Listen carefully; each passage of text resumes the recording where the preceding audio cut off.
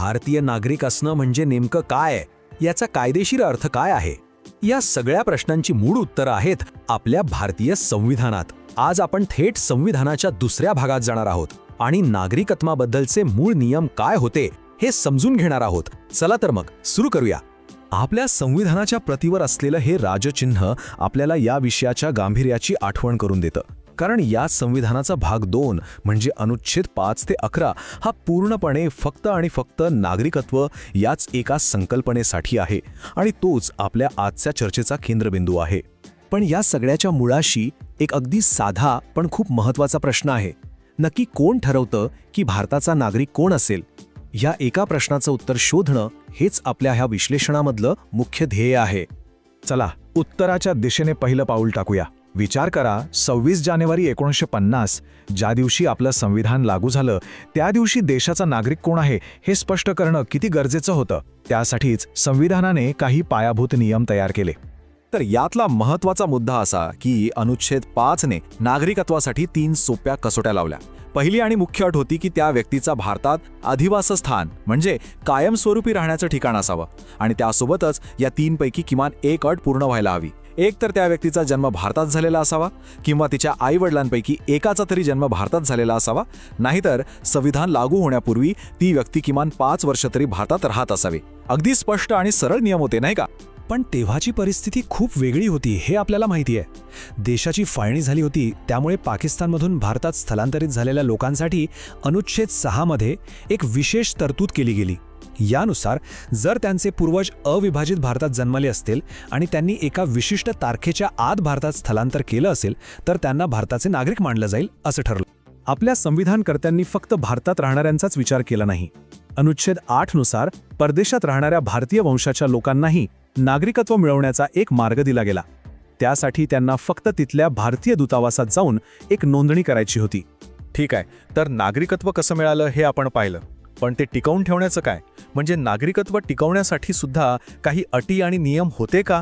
चला पाहूया. इथे एक अत्यंत महत्त्वाची अट येते. अनुच्छेद 9 हे अगदी स्पष्ट करतो की भारत दुहेरी नागरिकत्वाला मान्यता देत नाही.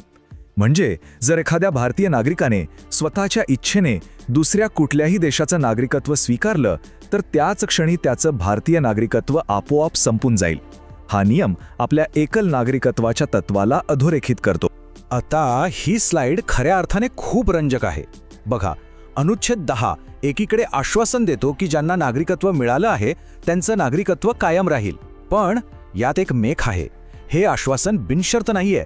वाक्याच्या मधोमध दडलेले शब्द बघा, subject to the provisions of any law that may be made by parliament. म्हणजेच संसदेने बनवलेल्या कायद्याच्या अधीन राहून. हा एक खूप मोठा संकेत आहे की अंतिम अधिकार दुसरीकडे कुठेतरी आहे. आणि हाच संकेत आपल्याला थेट आपल्या मूळ प्रश्नाच्या उत्तराकडे घेऊन जातो. नागरिकत्वाचे सुरुवातीचे नियम तर संविधानाने दिले, पण भविष्याचं काय? नागरिकत्वाचे नियम बनवण्याचा, ते बदलण्याचा हा अंतिम अधिकार कुणाला दिला आहे? आणि हे आहे ते निर्णायक कलम अनुच्छेद 11. हे कलम अगदी निस्संदिग्धपणे सांगतं की या दुसऱ्या भागातील आधीच्या कोणत्याही तरतुदीमुळे नागरिकत्व मिळवणे, ते रद्द करणे आणि नागरिकत्वाशी संबंधित इतर सगळ्या बाबींवर कायदा करण्याच्या संसदेच्या अधिकारात कोणतीही बाधा येणार नाही. याचा अर्थ अगदी स्पष्ट आहे. तर या सगळ्याचा निष्कर्ष काय? तो हा की संविधानाने नागरिकत्वाचा पाया रचला. म्हणजेच 26 जानेवारी 1950 रोजी नागरिक कोण होते हे निश्चित केलं. पण नागरिकत्वाच्या भविष्यातील सर्व नियमांची, अटींची आणि कायद्यांची सर्वंकष जबाबदारी मात्र पूर्णपणे संसदेवर सोपवली. हेच आहे अनुच्छेद 11चं सार. संसदेला नागरिकत्वाच्या हक्काचं कायद्याद्वारे विनियमन करण्याचा संपूर्ण अधिकार देणं.